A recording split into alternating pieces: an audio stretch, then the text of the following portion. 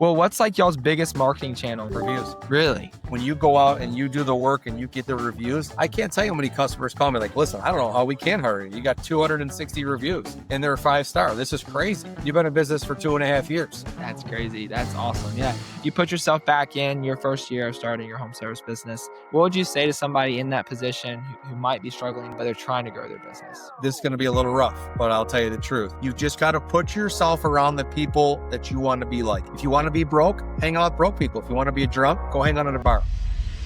If you want to be successful, you come to the Panhandle and hang out with Old Glory. Most pressure washing businesses chase revenue, but don't last. But Dean Jackson scaled Old Glory Power Washing from 0 to 500,000 a year in under 3 years by doing one thing most business owners avoid.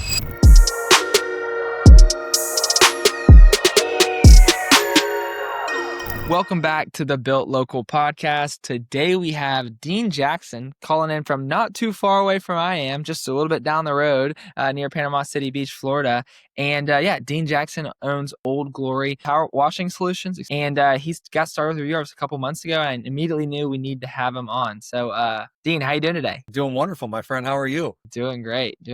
Well, for anybody who doesn't know who you are, Dean, tell them your story. All right, we're going to make it simple, but not. So my name is Dean Jackson. I am the owner of Old Glory Washing Solutions in Panama City Beach, Florida. So we cover from about an hour east of Panama City over to basically the Gulf Coast of Mississippi. So We're pressure wash, soft wash company by trade that we've kind of dabbled into window cleaning, interior and exterior, and then just opened up a coatings division for our guys. So we're doing paver sealing and garage coatings and patio coatings as well. Okay, awesome. And how did you get into pressure washing and stuff originally? It's funny. So my background's actually the car business. And we had built a beautiful building, 15,000 square foot building. And when they were going to deliver this thing, I'm always wondering, like, who cleans these things, right? This is a big facility. You spent multi-million dollars on it. And we came to realize that really nobody cleans them. It's just, there was kind of this missed market of people that came out and did these things really to, provide a final touch service for people in the car business and the retail sector.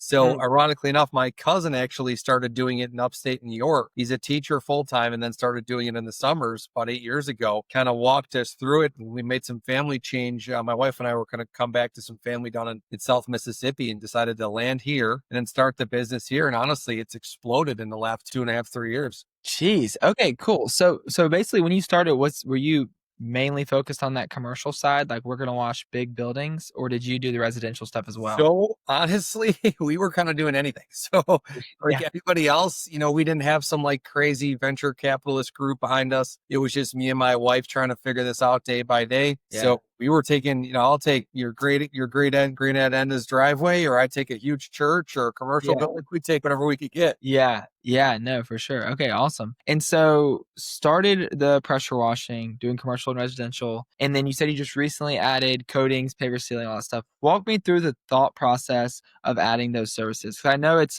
one of those things that some business owners take too lightly, and they're just like, we're just going to add it. It makes sense. We're leaving money on the table, right? And other business owners are like, no, I'm only doing pressure washing. And they genuinely sometimes might be missing out on some money. I know leaving money on the table is a pretty dangerous phrase in business because you're always going to leave something on the table, right? Like you can start making your own pressure washers, right? There's always going to be something left on the table, but walk us through the thought process of adding that service. So, honestly, we got trained by a company, Veterans Pressure Wash, that's up out of the Murfreesboro, Tennessee area. Those guys were amazing. And they kind of brought it up to us like, listen, there's a few things that pressure washers get into, quote unquote, off season. Well, as you know, living out here, we don't really have an off season. So one of those things was Christmas lights. The other was paver ceilings. And then some guys got into coatings. Yeah. Well, getting into those games is very expensive. The machinery and coatings is 40, 50 grand. Yeah. So it's a big investment. But we realized early on, as I started to add people onto my staff and really bring pros into the game, that we had a lot of clients that were like, listen, who can you refer us to seal our pavers or do a paver correction or come out and do our garage floor or patio? And the reality is we didn't have anybody that provided the level of customer service that we do. And it's crazy simple. This crazy bad boy right here, we answer it 24 hours a day. So when you show up and answer the phone, it's amazing the business God provides for you. Yeah. We're a testament to that. We started November of 22 and we have grown exponentially since then. Wow. Yeah. No, that's if there was probably one or two recurring themes on this podcast, it is one, obviously reviews, the importance of reviews. That's what we're all about. But two, it is answering the freaking phone. You know, it's like go call 10 other pressure washers in your area and 2 of them are going to pick up, you know, and then the other 8 are going to complain about they don't have any leads. Everything's slow, you know? Yeah, we actually follow. I have my general manager and one of my my operations guys on a podcast that they follow the Pressure Wash podcast. They follow these channels, and you realize the guys and girls that are operating this segment are honestly not producing real numbers in business, don't really understand their business, and that's kind of our background. So I come from a very high position in the car business. I was a former general manager, started cleaning cars as a kid. When I got out of the business for a little while, I went into the Army and worked military intelligence. So I understand like tactical and strategic side of the business. And just today, I was out in Santa Rosa Beach sealing pavers for a customer. It's a personal customer I've had for 2.5 years, and we have a great relationship. They send us a ridiculous amount of business. And she asked, how come I haven't seen you out in a while doing this anymore? I said, well, I've got big stuff going on. And she's like, so I said, you know what? Just to kind of show the team I know what's going on, I went out and did it by myself this morning, and she couldn't believe it. She was kind of blown away. I love it. That's awesome. Well, back to adding paver sealing and coatings. What would you say to a business owner? Because it's not just pressure washing. This happens in all industries, right? Like the poop scoopers want to add on lawn care, or they want to add on like pest control or something, and the roofers want to add on siding, and there's so many different things that you can add on as a home service company. And so, what would you say is a good litmus test or a good kind of rule of thumb of when you're walking through this decision making process? How do you figure out whether you should move forward with additional services or not? So I learned from a long time ago, one of my mentors told me that if someone asks you 3 times, you're missing out on something in your market. So it was like in a matter of 2-3 weeks, we had like 10 asks for paver sealing. Really? And then as we're doing paver sealing, just was a natural thing. Like, listen, your garage is not done. Everybody does their garage here. How do we help you? And it just kept showing up where there was these like franchises that were coming out of Destin or Freeport or Tallahassee. People don't want to do business with those people. They're not local. Their kids don't go to school here. They don't go to church here. They're not in the same running groups or car groups. So I said, you know what? Let's perfect it. Let's do it. Let's try it. So like anything else, we're a little bizarre. We actually didn't charge for the first jobs that we did. We went out, found customers, did all the work on our own, paid for everything, and then went to some pretty intense training and, really perfected the craft before we do it to a customer's house. Love it. I love it. I think doing stuff for free, we hear this in the marketing community all the time. Like people be like, oh, I value my worth. And I'm like, you've never done it before. Like if you've never done something before, like you're getting the better end of the deal. Like you're getting the better end of the deal, getting to learn and getting that experience than the other person. And so that's awesome. Hey, real quick, before we get back to the video, if you're a local business owner and you're serious about getting more customers from Google, I want to invite you to our free school community linked down below. Inside, you'll get weekly coaching calls where I can personally help you one-on-one so you're never stuck wondering what to do next to get more customers. Once you join, we'll give you a custom-built ranking report to show you exactly how you're ranking against your competitors, and then we'll even show you the next couple things you can do to start ranking higher. We do all of these reports manually to make sure they're done right. You'll get our 50,000 Google review script, the same script we've used to help hundreds of businesses get over 50,000 reviews, showing you what to say, when to request the review, how to follow up, and get that review without being annoying or awkward. And you'll even get a step-by-step checklist on how to optimize your Google business profile to make sure you're ranking at the top of Google. Sometimes just making a few tweaks on that Google business profile can be the difference between never showing up on Google and dominating your area. All in all, you'll get access to a community of business owners and experts trying to grow their business just like you. It's a safe space to ask questions and get more tailored one-on-one advice. It's 100% free. I don't have a coaching program or a course to sell you. Just click the link down below, join the community. We'd love to see you inside. Walk me through kind of what was growth like from day one. So in the beginning, you said you're taking any job you can get. And what was the first year in business like? Was there a certain marketing channel that really performed well for y'all that allowed y'all to grow, or was it just hustling? So it was honestly hustling. So I was by myself and had a lucrative job in the past. And I said, listen, we're going to do 65,000 top line our first year. And people kept telling me, that's very realistic. I like your goals. They're very good, but you're going to struggle your first year. We almost did them just south like 189,000 to our first year. So we virtually tripled the number the first year. We 300% in the second year, and we're going to do about 240% increase this year. Geez. So in the beginning, walk us through, okay, so you said you were hustling, but if for somebody listening that's trying to grow their business and they're in that stage, tactically, what does that look like? Is it making sure you get a referral from every customer? What does it look like tactically? So it's a big deal. I tell people, and we'll get into this, but we actually coach people on starting this from the littlest guy ever in any business. if you're not, and you'll see, like, I have this shirt on, right? I wasn't set up. I didn't put a shirt on for your podcast, Yeah. right? Yeah. Um, you will never catch me, whether it's dinner in 30A. I mean, I have an Old Glory pin I wear on a suit. So, like, you are never going to catch me without Old Glory gear on. Okay. Yeah. Yeah. So we live in, you got it. So I live or die by this brand. And I tell people, this is how my kids eat. This is Yeah. how 8 other people's kids eat. If you Yeah. don't live this every day, guess what?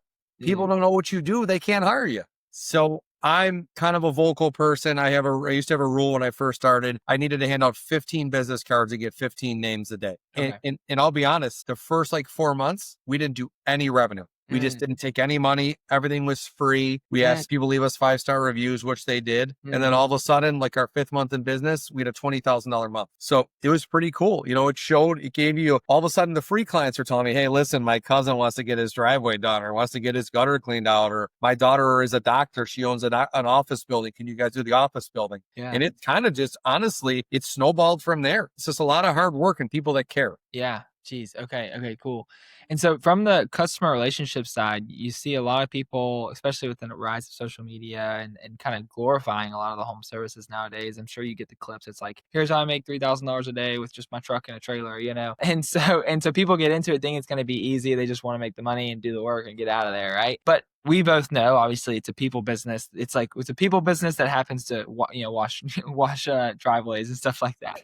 And so, tactically, though, how do you get you or your employees to create that relationship that does yield the referrals, that does yield people leaving reviews, stuff like that? So we start with the phone call, and you can hear us answer the phone. And we always say, like, I answer the phone. Hey, this is Dean Jackson with Old Glory. How can we serve you today? People have lost that servant's mentality. People think the customer owes them the business. You've got to go back. You got to go grassroots. You got to go granular. You have to realize that there are competition. It doesn't matter what it is, whether you're hunting reviews, selling cars, selling pressure washing. If you're a church, look at the competition, right? Yeah. I mean, it's crazy to think like that, but there's a church at the corner in the South. So you've got to really, really hone in and say, listen, I don't have a patent on water. I didn't create pressure washing. Okay. But I'm in it every day. I'm vested. My staff is vested, and we don't hire day laborers. We don't hire, people from these weird, crazy scenarios. My guys are former military. I have a guy I brought from New York down from the car business. The reason I brought him down here is because they're good people, right? They didn't like wake up like, I'm going to become a pressure washer today. But in reality, they just knew what they were doing with humans. And if you can take care of humans, you can learn any task. It's the before they get to the review, right? Before they get to review harvest, you can't send out reviews if the company didn't do their job. Yeah. And I would assume you would agree when you got up to the client. I said, listen, it wasn't that we didn't know how to get reviews. We had 5-star reviews. We had a fair amount of them. We just needed you to help us take us to the next level because you guys provide an unbelievable service. I mean, it's just you take us hiring 2 other people out of the room. Yeah. Jeez, that's crazy. That's cool to hear. I think, do you remember how many reviews you had when you started with us? We had 157. Okay. And y'all right now, y'all are at 266? 266 in how many months? Like 3 months? A Yeah, couple? no. A couple months. Yeah. So, well, I guess we're here, so we'll talk about it. What's been your favorite part about Review Harvest? Well, one, you're US based. Okay. We have a lot of pride in that. And I'm not hating on anybody from different countries. I've served all over the world, but I'm not interested in sending it to some company that does it on the internet from, 6 time zones away. It's just, that's not what we're looking for. We're looking to support small business in this country. We try to buy all our products from this country, everything local. The distributors and stuff that we use are down in South Florida and stuff like that. But I really believe that your accessibility to answering the phone for us is a big deal. If I've ever needed you, you pick up, right? And listen, I'm willing to pay for convenience. Yeah. It is what it is. When you go out and you do the work and you get the reviews, I can't tell you how many customers call me like, listen, I don't know how we can hire you. You got 260 reviews and they're 5-star. This is crazy. You've been in business for 2.5 years. That's crazy. That's awesome. Yeah. No, and that's the thing. You talked about it earlier, but we always tell people, y'all are doing the hard part. Like, y'all are doing the hard part of making the customers happy. Our job is really easy when y'all are good at your job. It's crazy. We've only had, I think now we've served over 600 or 700 businesses. We've only had 2 or 3 where we've genuinely been like, called them and said, hey, we turned this off. Your customers hate you. Go fix that first. Go fix that first, and then maybe call us back because they're not happy with you. But and a lot of times it's like they bought an old business or stuff like that going on. But sure. But yeah, you talked about hiring good people and having that 8 other people and 8 other families. How do you create a good company culture that can create a business that's scaling the way yours is now? Well, what happens is, and you probably see this with the businesses you work with, a lot of owners want to be absent owners and go fishing at noon, right? Yeah. Especially in Florida, it's beaches, it's Mai Tais, it's all that cool stuff, golfing. Listen, if you are willing to lead out front, it's amazing what your guys will do when they see that you're capable of doing it. You know, people say to me like, oh, well, I got to go over there and tune my employees up because they're not doing the right thing.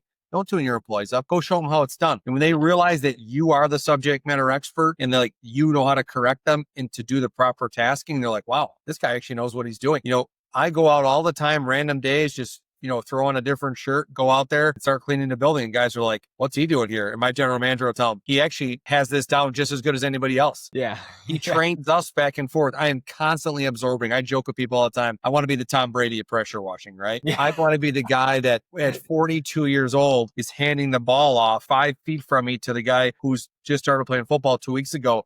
Because it's so repetitive when you get that good, you don't have to worry about failing at a task. It is so ingrained in your mind that you have nothing to worry about. You just go execute every day. Yeah, no, that's huge. Well, talk about being the Tom Brady of pressure washing. I think that competitive spirit is obviously a great thing in business. Where does that come from for you? Like, where does that drive? Comes a lot from my dad. So my dad's uber competitive. Okay. You know, played every sport as a kid, hockey growing up, now very competitive golfer, very successful in his career field, was a general manager in the car business for, you know, probably GM for 25 years, in the business for 40. But always it's kind of set in with me. I was much younger and, you know, I don't have some crazy story like we grew up on a dirt floor and, you know, my parents lived, you know, 6 doors down and the kids slept in a box. Look, listen, I respect those people, but my parents instilled a different type of work ethic in us. Okay. They told us it's very simple. If you want to live the lifestyle you grew up in, you're going to have to work 20 hours a day, 7 days a week, because that's what I did. And that's what this takes you to do. And that's how it's going to go. And if you don't want to do that, that's okay. You can live with the other 99%, but I want to live with the 1% and I want to change the game. And I told my staff that, listen, I was taught how to do not pressure washing, but taught how to take care of people.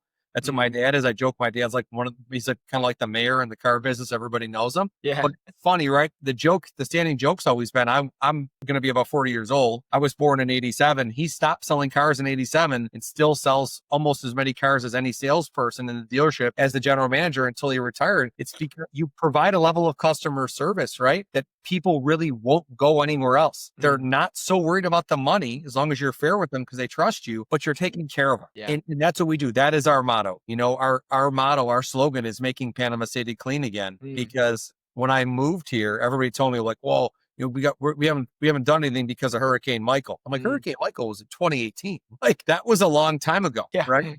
And what they were really trying to say is, if you lived here in 18, is what they wanted to tell you without being, you know, mean was, we hired a contractor during that time. They sucked. We're afraid to hire any more contractors. Yeah. So we are now the people that put the trust back in the client. You know that, hey, listen, we're not perfect. Okay. Yeah. Tom didn't make every pass, didn't win every single Super Bowl. But if something doesn't go the right way, my cell phone is plastered on every single vehicle we have, including my own, all my guys, everybody. It's a big deal. So if you have a problem, you call the owner's cell phone. You don't call some switchboard and get somebody on 24-hour maintenance service. Wow, no, that's huge. I think like you were talking about before with your team and building company culture and just kind of showing them that you can go out and do every part of the job and that you're the expert in your field too. I remember when I was in high school, I was working for a beach bonfire company down here on 30A and for 30A Blaze Beach Bonfires. They're a great company. Davin, the owner, is amazing. So Davin had full-time white collar, you know, corporate job, and then up in Tennessee, and then he came and ran the beach bonfire business. And he would leave his corporate job at 2 p.m. in Tennessee, drive all the way down to Florida, like a 7-hour drive. And then we get back from bonfires at like, 12 o'clock midnight, and he's there working in the shed. And then the next morning, and then like on the WhatsApp group, he's sending pictures about things he's fixing and things he's working on at like 3:45 in the morning. The next day, you're like, where'd Davin go? Like, oh, he drove back to Tennessee. He's getting back to work. And you're like, what? It's just a different level. Because as the employee there at 11:45, when I'm returning my trash can full of coal and I'm supposed to dump it in this trash can and it gets all over this one and I don't want to clean it up, who do I think about? I think about Davin, who's been here, he's been working for 24 hours straight, and it just kind of instills a different standard in the team. And so it sounds like you're setting the same precedent for your guys. We are trying our best. Yeah, for sure. Real quick, if you're a local business owner and you want to start getting customers from Google, you know how important Google reviews are. Every week, I talk to business owners just like you across hundreds of industries who know reviews matter, but never seem to have the time or the system in place to actually get them. That's exactly why I've spent the last 2 years building Review Harvest. We built it with a non-tech tech-savvy business owner in mind, so anybody can set it up in minutes and start getting reviews today. It automates the process of getting real reviews from your customers, responding to those reviews, and repurposing them across your website and across your social media platforms. It's a set it and forget it software. You can get it all set up in about 10 minutes and you never have to worry about reviews again. We can integrate into the tools you're already using, so you don't have to change a thing. You don't have to train your team on how to request reviews. You don't have to request them manually. You get customers, we get your reviews. It's simple as that. And the first play in our playbook is what we call a review reactivation. You probably have hundreds or thousands of previous customers who loved your service but never left your review. So a lot of times our users can double or even triple their reviews just in the first couple months of working with us when we do that review reactivation. Well, what's like y'all's biggest marketing channel? When you go to, you're like, hey, we're getting most of our customers from here. What is that for y'all? Reviews. Really? Awesome. Reviews are our big game. We've learned you can spend endless money, right? And your ROI is just, I mean, people will tell you they track it like, oh, we get this much activity off of Facebook. Listen, you can get all the unique impressions, all the stuff you want to get. But at the end of the day, it's who puts the money in the bank. And people tell me every single day, I heard about you, I this, whatever. And I saw your reviews. You know, we may have provided the steak. Okay. But literally you put it on the platter at Applebee's and walk by as it's sizzling like that. That's who you are, my friend. That's why we love you guys. Dude, I love it. I didn't pay him to say that. I didn't tell him to say that. You didn't pay me to say that. Listen, I wouldn't be here. You know, I wouldn't be on this call if I didn't believe what you do. Yeah. You know, it's a big deal. We get asked to go on some of these calls and they're talking about how much money you spend and this and that. Like, listen, you could spend all the money in the world, right? I could spend $20,000 on advertising next month and maybe only get a $2,000 return. You know what I can spend my money on though? Is teaching my guys, educating my staff, implementing that education in the field, and that pays limitless. It's like a 401k. You're not putting any money into it, and all of a sudden it's compounding. Yeah. No, I love that. Well, for Old Glory, what are the plans for revenue in terms of like now, in terms of next year? Like where do you want to be in terms of 12 months? So we would like to crack that 7-figure goal. Amazing. Okay. It's, I believe, and I don't get real data on this because people are very interesting in a lot of small businesses. They make up a lot of stories. We're an open book. Well, I'm currently coaching a kid out of South Carolina right now. We'll tell you any number, any margin. We don't take advantage of people. You know, we just operate to survive and make a little bit of money, pay our guys and grow. We don't have some like lavish lifestyles that we live. And I'll tell you, getting over that $1 million threshold would be big because I believe that we would be probably the only one in the panhandle that does that kind of volume. Wow, for sure. How close are y'all going to be to it this year? Very close. Very close. Like Awesome. we're like, hey, if I get close enough, I might have to call you to come clean your house. Yeah. Come on now. I actually need it. We just bought a house. I actually need it. Let's go. But sweet, this is awesome. Well, tell us a little about Game Changers. What is this, and what is it going to entail? So look out for it. It's going to be super exciting. Okay. I have all these friends in small business, yourself, everybody, whether it's plumbing, HVAC guys, electricians, builders, guys that run banks, all these guys are good. Guys and girls are good friends of mine, right? Everybody says the same thing. You can't hire anybody. Is what everybody tells me, right? I'm sure you've heard it 100 times. Yeah. Staffing is the worst. Well, recently I took on a position with the Bay Builders Industry Association. Okay. And I'm kind of co-chairing their education task force. So what I'm doing is going in and speaking to high school kids, college kids. We're going to get some church groups involved, some youth groups. We're going to tell people, listen, there is a ton of money in this game that you don't necessarily have to go to Auburn University or become a Florida Gator, if you will, to make any money. That's right. Sorry, my arm goes the other way. No. So hey, you know where I got that? One of my best friends here owns it, is the brains behind the local chapter of Parker Services, which is an HVAC business. Okay. And he is so proof to the message that if you go out there and pound away, okay, that truly that's what this Game Changers thing is about. The game is we're going to put everybody in a room. We're going to run these once a quarter, and we're going to put the people who are game changers in the industry in here. And then we're going to put some newbies in there who are trying to get into the game. Okay. We have a tremendous amount of talent in this area, the whole panhandle, you know, Pensacola over to Tallahassee. You've got some guys with like his father-in-law, 40, 50 years of experience. You can't learn that. Like you can't go to school and learn 40, 50 years of experience. It's all in the field, but you pick up the phone, call his father-in-law, and all of a sudden the answer is right there. Okay. Yeah. He's kind of seen it all, been through it all. Everybody here keeps to be pushing people away. We're going to create this group and put people with good people like yourself, like my marketing guy, Kuba, like with Ricky. I have a lot of good friends in real estate. We're going to put people together that need to be together, the good Christians that want to work together. And those people are going to take this place down. And we're also going to offer options that if you want to learn or be a part of this game digitally, so we can do it through social, where we're going to run a podcast. Truly, we'll help you with anything you need. You can call in and ask us a question live, and we're here to help you. There's this new generation that there are some people in that generation that really work hard. We've got a lot of younger guys that work real hard, and they get a bad rap because they're Gen Z or whatever generation they are now, and they kind of get this bad rap. They don't know who to go to find these jobs. They get stuck in, moving beach chairs or doing, jet ski rentals. And you know what? God bless those guys. But there are people that really, really want to shoot for the stars, and they don't know who to talk to. So if they want to start a business, they start a business. We introduce them to you. They start getting reviews, and all of a sudden they're providing for their family as an entrepreneur. Yeah. Geez. No, that's awesome. Yeah. And I think really in the home service industry, the trades, I mean, I had so many friends in my class I know that felt trapped because they didn't really want to go to college. They weren't really like a student. They weren't like, oh, yay, more school. They're more like a hands-on people. But just the whole idea of like not going to college and just getting straight to the trades just isn't as popular as it should be. And I think it's kind of coming around. Like I think people are realizing, oh, there's a lot of money in this. Like if you know a trade and you know how to talk to people, you can make as much money as you darn well please, especially if you start owning your own business, And so I hope that it like changes it, I hope that this changes the mold where it's like,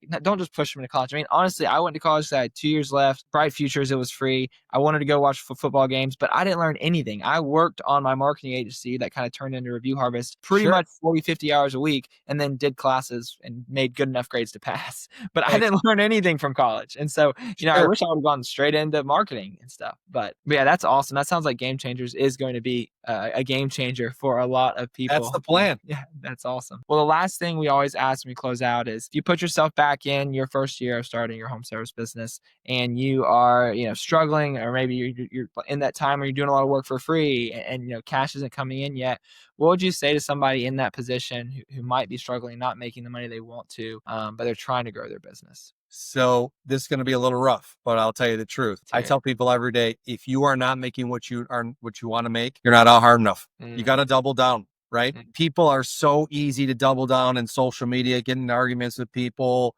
or chase around, whatever they're doing in their personal life. Put the phone away, go out, talk to people. One of my mentors was Andy Elliott. He used to tell you it's simple. The more hands you shake, the more money you make. Okay. And profit is not a swear word. It's really not. Every business makes profit. The number one, the most profitable quote unquote business, or the biggest business we have, is Amazon, right? Everybody's got 15 packages on their port. Nobody hates on them because they make profit, do they? Yeah. It's crazy, right? So you just have to build value. Everybody wants this instant result. They see it on Instagram or TikTok. They want to drive a Lamborghini and do this. Listen, put your nose to the grindstone, go out there, make moves. And you know what? If you don't know how to do that, I'll make you an offer right now. You can contact me through here and I'll teach you how to do it. You can come right to Panama City Beach, Florida, put your short shorts and your flip-flops on, and let's go. Love it. Pressure washing with flip-flops on. That sounds like a nightmare for a workers' comp.